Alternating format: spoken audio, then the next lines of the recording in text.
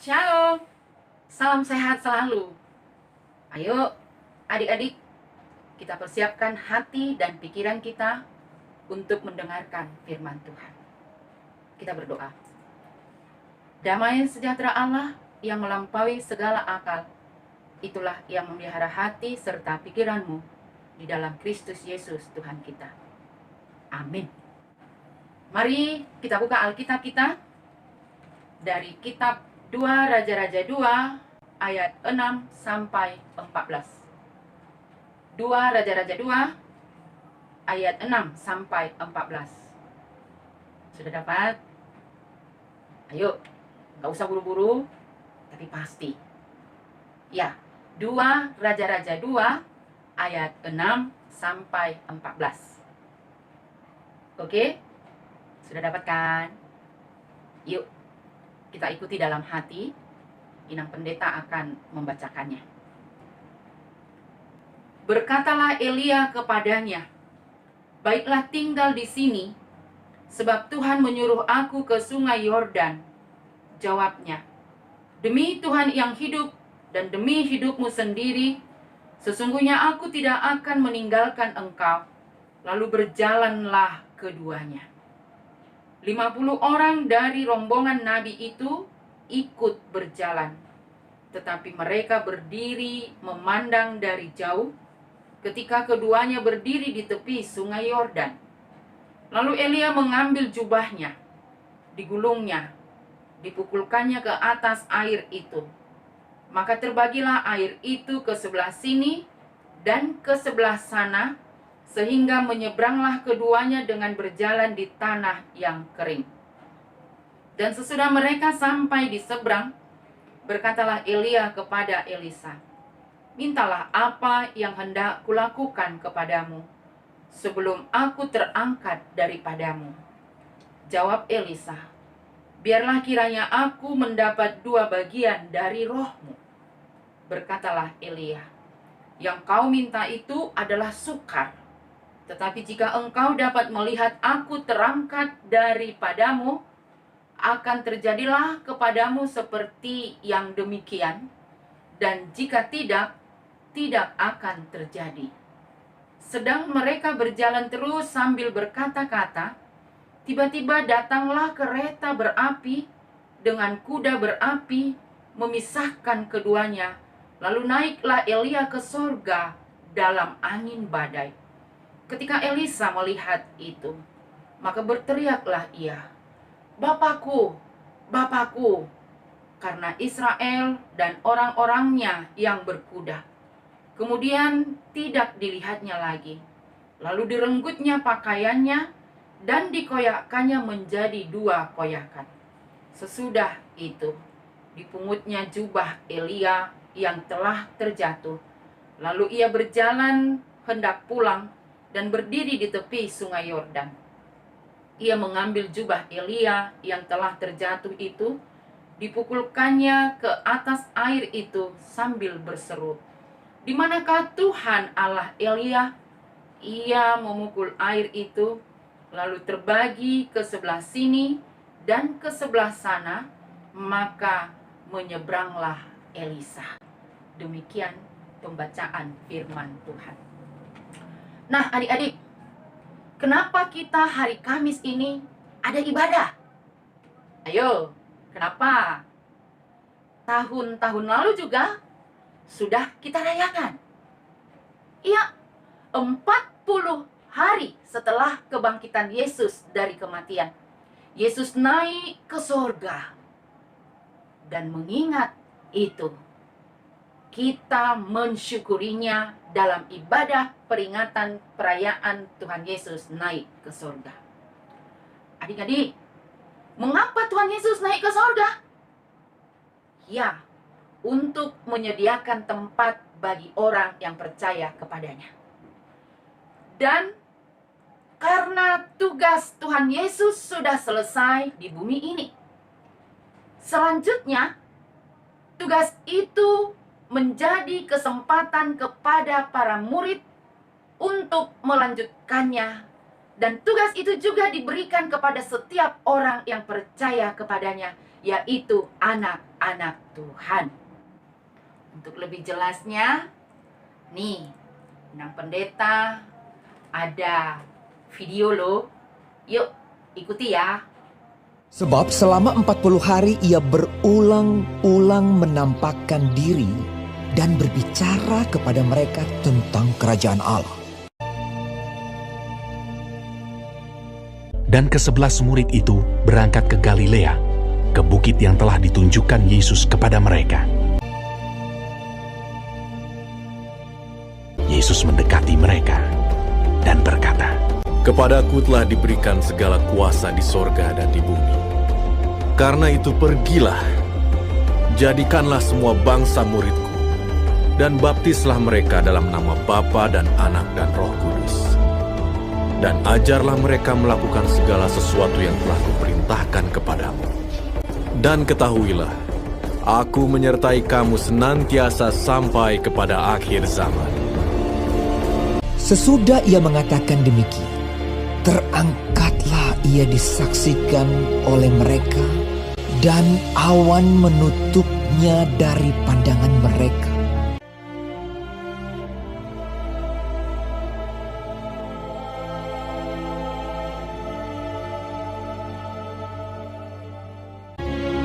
Ketika mereka sedang menatap ke langit, waktu ia naik itu, tiba-tiba berdirilah 2 orang yang berpakaian putih dekat mereka dan berkata kepada mereka, "Hai orang-orang Galilea, mengapakah kamu berdiri melihat ke langit? Yesus ini yang terangkat ke sorga meninggalkan kamu akan datang kembali dengan cara yang sama seperti kamu melihat dia naik ke sorga." mereka pun pergilah memberitakan Injil ke segala penjuru, dan Tuhan turut bekerja dan meneguhkan firman itu dengan tanda-tanda yang menyertainya.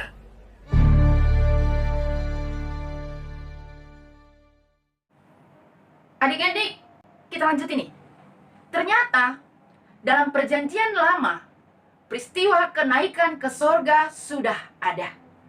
Seperti yang kita dengar pada nats itu tadi, yaitu tentang Nabi Elia dan Elisa. Elisa sudah mengikuti dan belajar dari hidup juga karya Nabi Elia. Elisa begitu baik, gigih berjuang, patuh dan setia mengikuti Nabi Elia. Elisa sudah dipersiapkan untuk mengganti Nabi Elia, menjadi penerus Elia. Elia akan menyerahkan tongkat kenabian kepada Elisa. Sampai-sampai Elia menyebut, "Mintalah apa yang hendak kulakukan kepadamu sebelum aku terangkat daripadamu." Mendengar itu, Elisa pun menjawab, "Biarlah kiranya aku mendapat 2 bagian dari rohmu." Itu berarti Elisa siap. Elisa sungguh-sungguh mau seperti Elia, yaitu menjadi nabi, menyampaikan firman Allah. Itu sebabnya Elisa tidak ingin ditinggalkan menjelang detik-detik terakhir hidup Elia. Sekalipun Elia mencoba membujuk Elisa agar mereka berpisah, namun Elisa terus mengikuti, dan akhirnya Elisa sendiri melihat kedahsyatan kuasa Tuhan. Ketika mereka sedang berjalan sambil berkata-kata, tiba-tiba datanglah kereta berapi dengan kuda berapi memisahkan Elia dan Elisa. Lalu naiklah Elia ke sorga dalam angin badai. Itu bisa kita lihat tadi pada ayat yang ke-11. Ketika Elisa melihat itu, maka berteriaklah ia, "Bapakku, Bapakku!" Tapi kereta itu tidak terlihat lagi. Lalu direnggutkannya pakaiannya dan dikoyakkannya menjadi 2 koyakan. Dan Elisa pun memungut jubah Elia yang terjatuh itu. Adik-adik, jubah merupakan simbol kuasa dan kehadiran kuasa Allah. Artinya, Elisa mendapatkan apa yang dia minta, yaitu dengan jubah gurunya. Elisa memulai tugas kenabian sebagai orang yang dipenuhi kuasa Allah. Itulah sebabnya tugas Nabi Elia dilanjutkan oleh Elisa. Dan kalau kita lihat pada ayat setelah nats kita ini, Elisa dapat menyehatkan air di Yeriko. Dan Elisa menolong seorang ibu janda yang punya banyak hutang melalui sebuah buli-buli berisi minyak, dapat menjadikan seluruh bejana penuh berisi minyak, lalu dijual untuk membayar hutang ibu janda itu sampai lunas, bahkan mereka memperoleh hidup sejahtera. Dan nats yang lain menyatakan, dengan kuasa Allah, Elisa pun membangkitkan anak perempuan Sunam. Ya, masih banyak lagi. Adik-adik, kalau itu cerita Elisa melanjutkan tugas pelayanan Elia, maka demikian kita anak-anak Tuhan untuk dapat melanjutkan pelayanan pekerjaan baik yang sudah Yesus lakukan. Dalam arti, tugas kita semua anak-anak Tuhan, baik dalam perkataan, perbuatan, pemikiran, ya baik-baik sajalah. Juga dalam tampilan yang selalu disiplin, rapi, bersih, teratur, sabar, tidak malas, tidak bosan meskipun kita masih beribadah di rumah, bermain di rumah, belajar di rumah, ya stay at home. Supaya setelah berakhirnya virus corona ini, kita bisa jumpa dengan sehat dan semangat, sukacita, memuji Tuhan di gerejanya. Tugas kita untuk bisa selalu berbuat baik, menunjukkan bahwa kita adalah anak-anak Tuhan. Atau disebut seperti surat Kristus yang terbuka, yang bisa dibaca oleh orang lain. Dan akhirnya orang lain bisa percaya kepada Tuhan karena perbuatan baik kita. Oleh karena itu, dengan peringatan kenaikan Tuhan Yesus ke surga adalah kesempatan bagi kita untuk semakin berbuat baik lagi sebagai perbuatan yang diperkenankan oleh Tuhan, supaya orang lain juga dapat bertambah baik, dapat berbuat baik dalam kehidupannya, karena kita juga selalu untuk berbuat baik. Teladan diberikan oleh Yesus untuk menjadi tugas yang kita lanjutkan. Tuhan memberkati. Amin. Kita berdoa. Terima kasih Bapa buat firman-Mu. Engkau selalu baik buat kami anak-anak-Mu. Tuhan Yesus telah naik ke surga, menyediakan tempat bagi orang-orang yang setia dan percaya kepadamu. Kami sangat bersyukur kepadamu. Dengan kenaikan Tuhan Yesus, memberi kesempatan bagi kami untuk melayani, berbuat seperti yang sudah Yesus lakukan, sebagaimana Elisa melanjutkan pelayanan Nabi Elia. Bapa, mampukan kami melalui perbuatan baik, perilaku yang santun, dan semua yang kami lakukan mencerminkan kehendak-Mu. Bantulah kami Tuhan, supaya hidup kami ini menjadi kesaksian akan kasih dan kebenaran-Mu saja.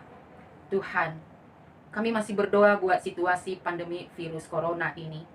Tolonglah Tuhan, supaya dapat berakhir, dan kami anak-anak-Mu dapat sabar, kuat, dan sehat, sehingga nantinya kami dapat berjumpa di gereja-Mu dengan sehat dan sukacita. Tolong jugalah pemerintah kami, agar selalu bijaksana, para medis dan sukarelawan. Tuhan, tambah-tambahkan semangat dan berkatilah. Dalam nama Yesus, kami berdoa. Amin.